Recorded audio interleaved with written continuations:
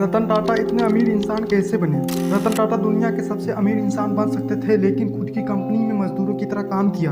28 दिसंबर 1937 वो तारीख है जब भारत के सबसे बड़े और ईमानदार उद्योगपतियों में से एक रतन टाटा का जन्म हुआ था।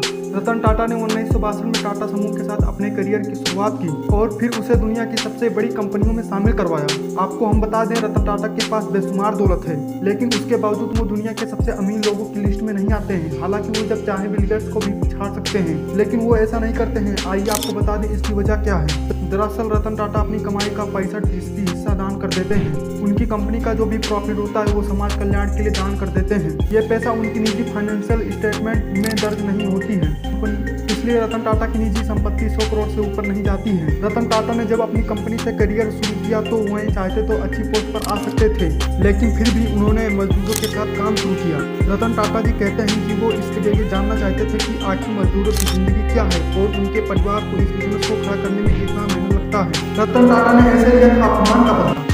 फोर्ड के चेयरमैन ने रतन टाटा से बहुत बदसलूकी से कहा था, जब तुम्हें इस बिजनेस का कोई ज्ञान नहीं था तो तुमने इस कार को लॉन्च करने में इतना पैसा क्यों लगाया? हम तुम्हारी कंपनी को खरीद कर तुम पर एहसान कर रहे हैं। रतन टाटा उस टाइम चुप रहे, लेकिन कहते हैं ना, सफलता सबसे अच्छा बदला है। ये बात आपने कई बार सुनी होगी, लेकिन कम ही लोग ऐसे होते हैं जो अपनी सफलता से अपने अपमान का बदला ले पाते हैं। अपनी सफलता से अपमान का बदला लेने वालों में से एक नाम देश के मशहूर उद्योगपति रतन टाटा का भी है। आज रतन टाटा जी का जन्मदिन है। उनके जन्मदिन पर हम आपको उनका एक मशहूर किस्सा बताने जा रहे हैं। बात साल 1998 की है, जब रतन टाटा ने टाटा मोटर्स ड्रीम प्रोजेक्ट था। रतन टाटा इस प्रोजेक्ट पर खूब मेहनत की, लेकिन उनका ये प्रोजेक्ट सफल नहीं हो पाया। टाटा मोटर्स को भारी नुकसान हो गया और घाटे से उबरने के लिए शेयर होल्डरों ने कंपनी को बेचने का सुझाव दिया।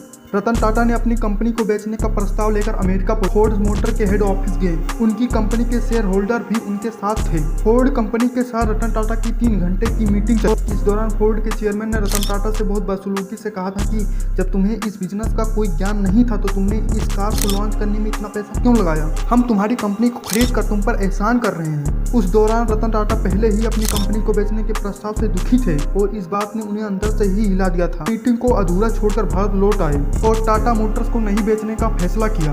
उन्होंने फिर एक बार मेहनत की और इस बार कंपनी चल निकली। 2008 तक जहां टाटा मोटर्स का मुनाफा कई गुना बढ़ चुका था, फोर्ड घाटे के कारण दिवालिया होने के कगार पर आ गई और इस समय रतन टाटा ने फोर्ड की लैंड रोवर और जगुआर खरीदने का प्रस्ताव रखा। जब कंपनी घाटे में आ गई थी, इस डील को फाइनल करने के लिए बिल फोर्ड अपने शेयर होल्डर के साथ डील फाइनल करने के लिए भारत आए थे। तब उन्होंने रतन टाटा से कहा था, आप हमारी कंपनी खरीद कर हम पर बहुत बड़ा एहसान कर रहे हैं। बता दें, रतन टाटा एक शर्मीले स्वभाव के व्यक्ति हैं जो झूठी चमक दमक में विश्वास नहीं करते हैं। वही साल 1991 से लेकर साल 2012 तक टाटा ग्रुप के चेयरमैन रहे। टाटा सालों से मुंबई के कोलाबा में एक किताबों एवं कुत्तों से भरे हुए बैचलर फ्लैट में रहते थे।